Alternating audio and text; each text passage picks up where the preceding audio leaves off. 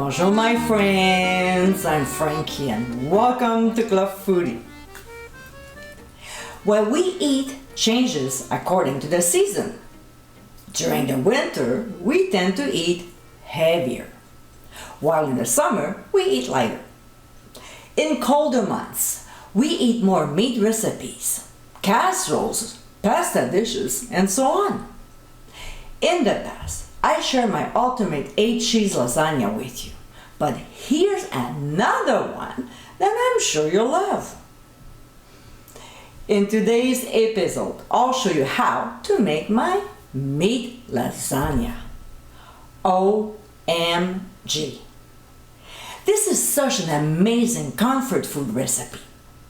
The blend of different meats along with a few kinds of cheeses and a nice lovely pasta sauce gives this dish a remarkable flavor that your family will definitely enjoy. So my friends, let's get cooking. First, we'll fill up a large bowl with very hot water from the tap. We don't use boiling water here, okay?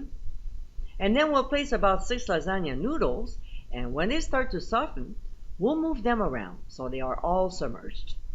This is a trick I like to use when I make any stuffed pasta dish, like my meat manicotti, my chorizo stuffed shells pasta, and others, because it makes the pasta easier to handle. Next, in a large mixing bowl, we'll add ricotta cheese, 1 large egg, and 1 tablespoon of fresh chopped parsley. We'll combine the ingredients very well and set aside. So now, in a 15.5 by 10.5 baking dish, lightly greased, we'll scoop some pasta sauce, enough so it covers the bottom of the pan. Last month, I posted this particular pasta sauce recipe, so to view it, click on the top right corner of your screen. Today, as you know, we're making meat lasagna, and I have meat in my sauce. I'm telling you, don't skip the meat when you're making this pasta sauce for this dish. Back to the noodles that have been soaking for 20 minutes. We'll strip the excess water from the noodles with our fingers, just like that. And soft enough to handle them, we'll place 6 noodles side by side on top of the pasta sauce. We'll repeat the same process with another batch of 6 noodles soaking for 20 minutes in fresh hot water. So this is how we'll assemble our lasagna. We'll cover the first layer of noodles with pasta sauce, spreading it evenly. Then we'll take half of the pastrami and lay it evenly on the sauce. Then we'll do the same with the capocolo, also known as capicola. We'll also evenly sprinkle on half of the chorizo. If you want to make your own homemade chorizo, click on the top right corner of your screen. Next, we'll add half of the ricotta mixture and spread it evenly. From here, we'll sprinkle on 1/3 of the mozzarella cheese. If you want a great trick on how to grate soft cheese or butter, you know what to do. And we'll sprinkle on 1/3 as well of grana padano cheese. Next, we'll place a second layer of noodles that have been soaked for 20 minutes.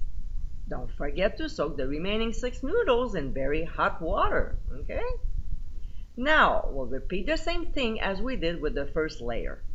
Add pasta sauce and spread it evenly. Add the remaining pastrami and the same with the capocolo and chorizo. Then we'll add the rest of the ricotta mixture. We'll sprinkle on another 1/3 of both mozzarella cheese and grana padano before placing our last 6 noodles on top. What I like to do is to gently press down so it compacts the ingredients and also give more headspace for the toppings. So like the other layers, we'll add the pasta sauce and spread it evenly so the entire surface is well covered. And we'll sprinkle on the remaining cheeses, the mozzarella and the grana padano.